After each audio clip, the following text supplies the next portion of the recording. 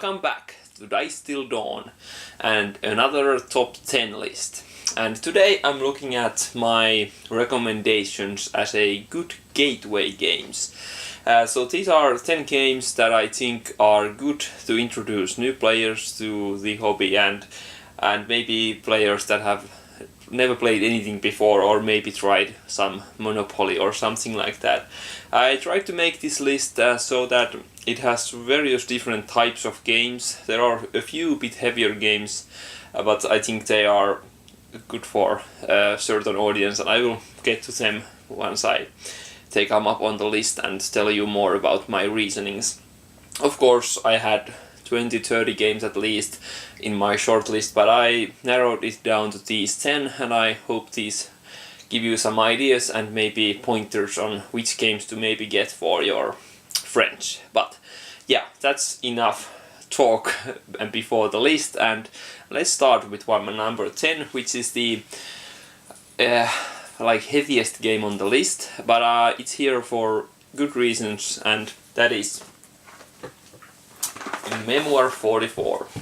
And yeah, this isn't a light game, it isn't heavy either, but I think this is good game for beginners as a gateway game if the person likes history or likes the history of World War II and likes to learn about these things, maybe enjoys war games or ideas of war games, I guess, because they are like a beginner, but this game can be played very easily. I think you can take the most basic scenarios and limit the number of different types of troops and terrain, and also you can modify the deck. I think you can easily take out all the special cards from the deck and it won't break the game at all, and it would be very easy to teach them just to use the different column commands. You can now activate 2 guys in the left flank, for example, and then tell the possible actions of attacking and moving. And if the person is interested, I think this would be perfect for pretty much anyone, even down to pretty young kids. I think up to 7-8 years old could easily understand this if they're interested, and also very older people could also easily be interested in the game. So I can highly recommend trying out Memoir 44, but it isn't easy, so be warned, but I think the people that would be interested in it can actually learn it quite easily. But it isn't a game that I would bring out to just any family gathering or any place, because it isn't just Monopoly, I guess. Okay, so number 10, Memoir 44. Okay, number 9 is kind of the second heaviest game on this list, and that's my worker placement choice, and that is Stone Age.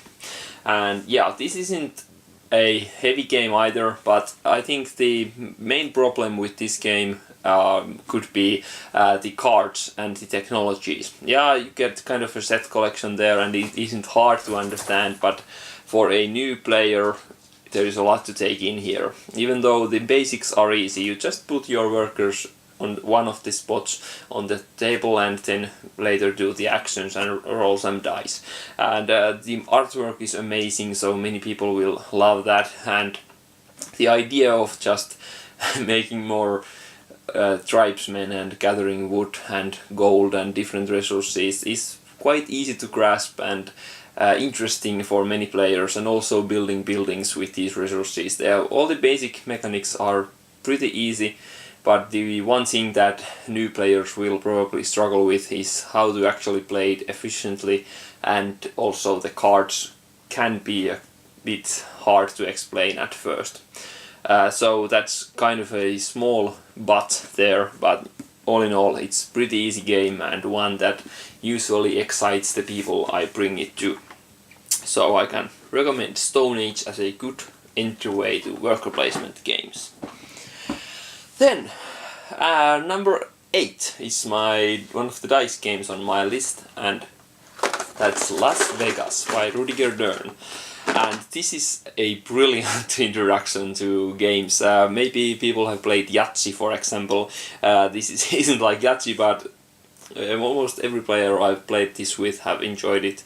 very much. You just get a big chunk, handful of dice of your color, 8 I think, and you just, during your turn, you roll them once and pick one of the numbers and use all of those dice to place on one of the casinos that go from 1 to 6.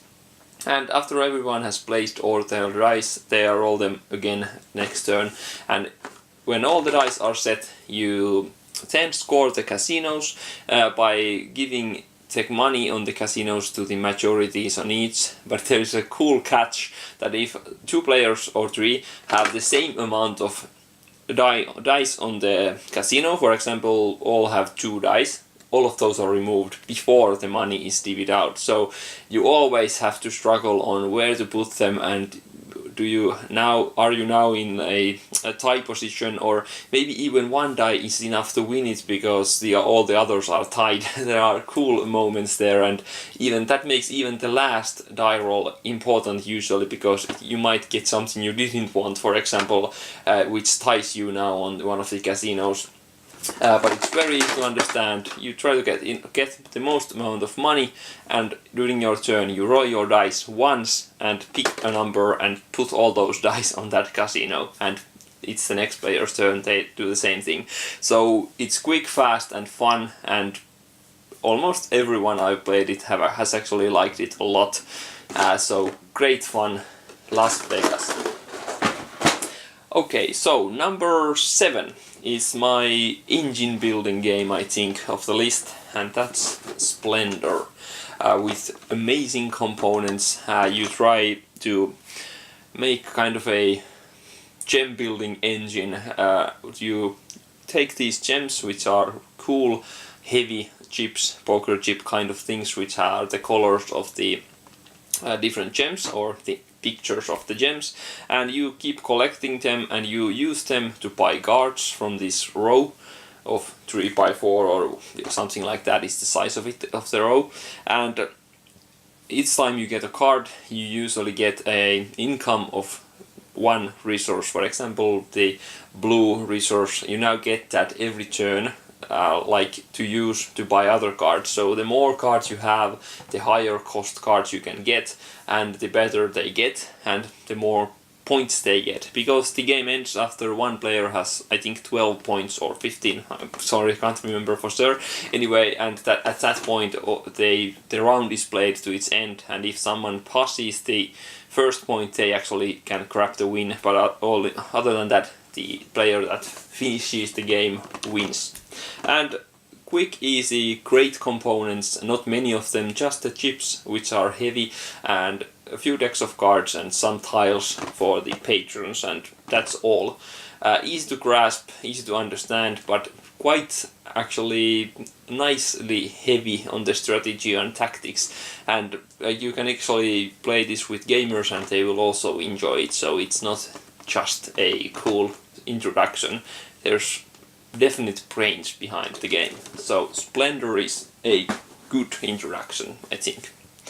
Okay, so number 6 is sort of my party race type of game, I guess, and that's Camel Up, or Camel Cup. And goes up to 8 players, although I think I'd recommend 6 or 7 maybe as the tops player count, and even works in the lower player counts. But basically this is a camel race where the camels go this one lap, and the people are betting on them, throwing dice to move them, and they can stack actually, and the camel that is on the top of the stack is now the leader. And when one of the camels crosses the finish line, the race is over and all the money is then counted from all the players, and then the winner and loser bets are revealed, and all those monies are divided, and after the game the player that has the most money is the winner. And this is hilarious fun, and usually it ends up in huge laughter, and everyone is just cheering for the camels and mocking the camel that is left behind. Usually there is one that is always behind, and sometimes they make miraculous comebacks, because the mechanics of they can ride on each other's can actually make interesting choices and change the order of the camels drastically every turn. So it isn't like there's a runaway leader camel always. There could be, but usually the others always have a chance, even though whatever the choice situation is. So that's great fun, and I've seen pretty much all upload for this game for every group I played it with, and small children and all like it a lot, and it's pretty easy to understand. There are some things to explain, but all in all easy. Okay, so we are up to the top 5 now, and my number 5 is Bohnanza, and this is a kind of trading or social negotiation type of game where you just plant these beans on your fields and you have to keep your cards in a certain order, so you have to try to get rid of the unwanted cards in the middle of your hand, because you have to plant the first card of your hand every turn, so it might ruin you up because you only have 2 fields to plant. And you can do trades and negotiate with the other players each turn, and everyone can always participate in these negotiations, and it's just cool fun. And in the end, again, the player with the most money from the fields and the beans that they have sold is the winner. And just all around cool fun social kind of social game. The more you like negotiations and that kind of player interaction, the more you will like Bohnanza if you give it a fair chance. It's simple, but it's fun, and the art is goofy and fun, cartoony, so people will probably like the art too. But that's Bohnanza. So number 4 is my party game, I guess, Codenames. This is a 2-team game, 2 teams of up to pretty much any number of players, but I would recommend 4 to 8 or something like that. Over that it gets, I think, I haven't played, but I think it would be a bit overwhelming.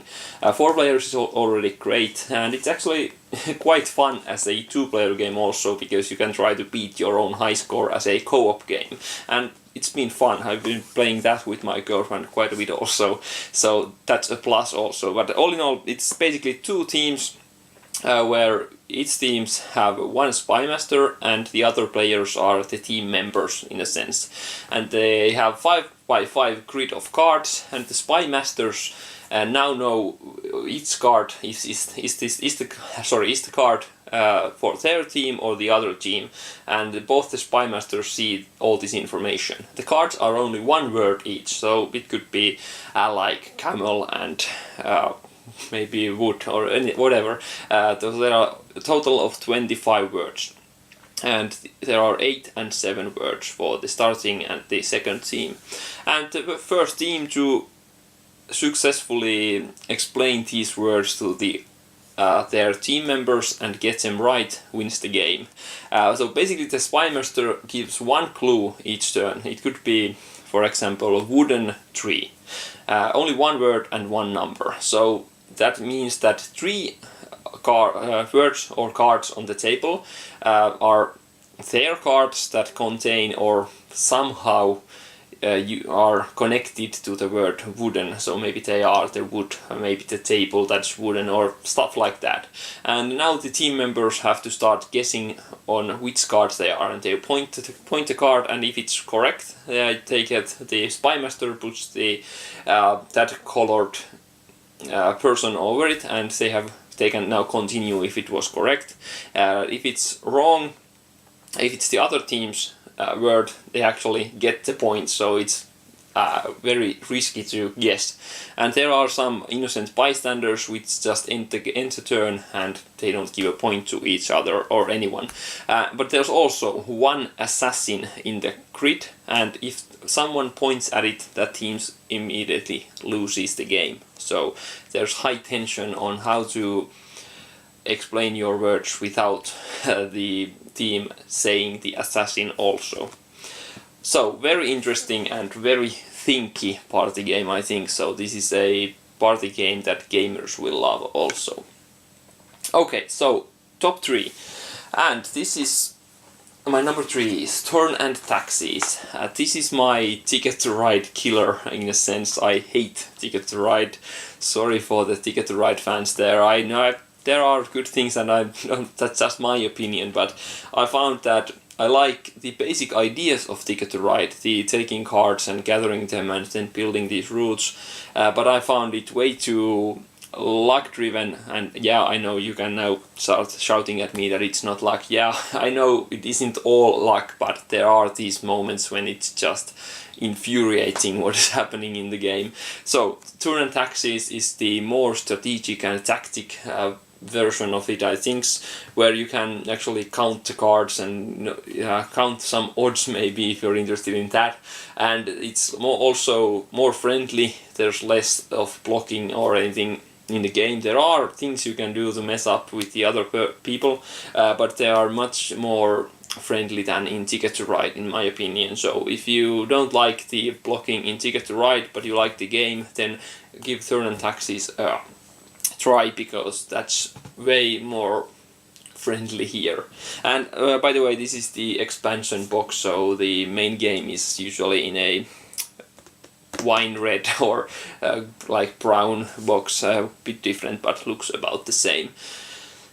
Anyway, so Thurn and Taxis is just cool, fun, nice old-time historic art, I guess. Kind of boring for some, not a lot of color, but once you get all your post offices on the table, the color picks up, and you always have nice options for each turn, and there are so few actions still that it's pretty easy to explain them to new players and play the game. So, Thurn and Taxis. And number 2 is one of my favorite party games, and that is Bang the Dice game. I've now played this at least 30 games this year alone, and it's always a hit, from children down to 5 years old up to guys in their 50s.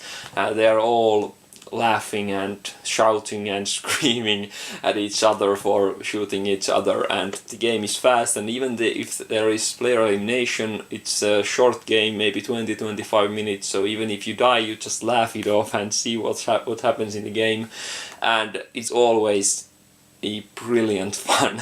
And even though it's a dice game and luck has a lot to do with it, you can still make like good choices, and when someone wins as a renegade in a game, it's just everyone is awed at them and they just applaud, because it's so rare to actually make that work. But it's just great fun, and a game that you will usually play 3-4 games in a row at least. We played like 12 games in a row this summer at the gathering with my cousins, and it was all laughter and great fun.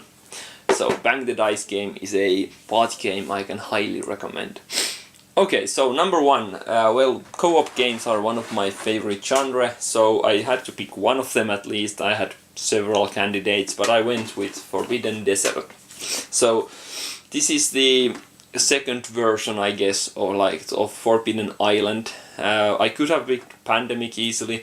Here Pandemic is nice, but I think this is clean and pure and aesthetically pleasing and looks great on the table, and it has so few actions that it's pretty easy to keep track of it all for new players and still make meaningful decisions each turn and just enjoy the experience. And there's a great variability in the difficulty of the game. When you start in the lower difficulty settings, it's a lot easier to actually make through the game and have a positive experience, but once you learn the mechanics and are ready for a more challenge, you can easily up the difficulty a lot and have a brutally difficult game where you have to optimize every move. And I don't know, I just really love the game myself, so it's one of my favorite co-ops, and it's also one that I can actually give to pretty much anyone and just make them play, and they would probably understand and enjoy the game. So Forbidden Desert is my number 1 gateway game. But yeah, that was a quick run through of my picks for gateway games. Sorry for a few of those explanations might be a bit off, but if you like the idea, check more videos on them.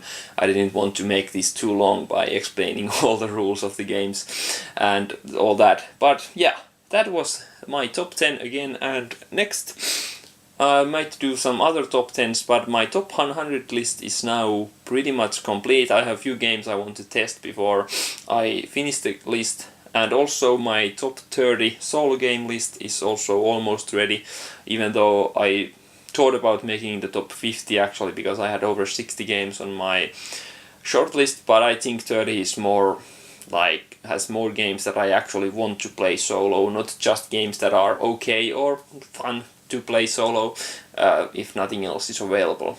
So those two are coming this year. I don't know, so I'm not sure when yet, but this year for sure. So that's it for now, but thanks for watching and be back. See you.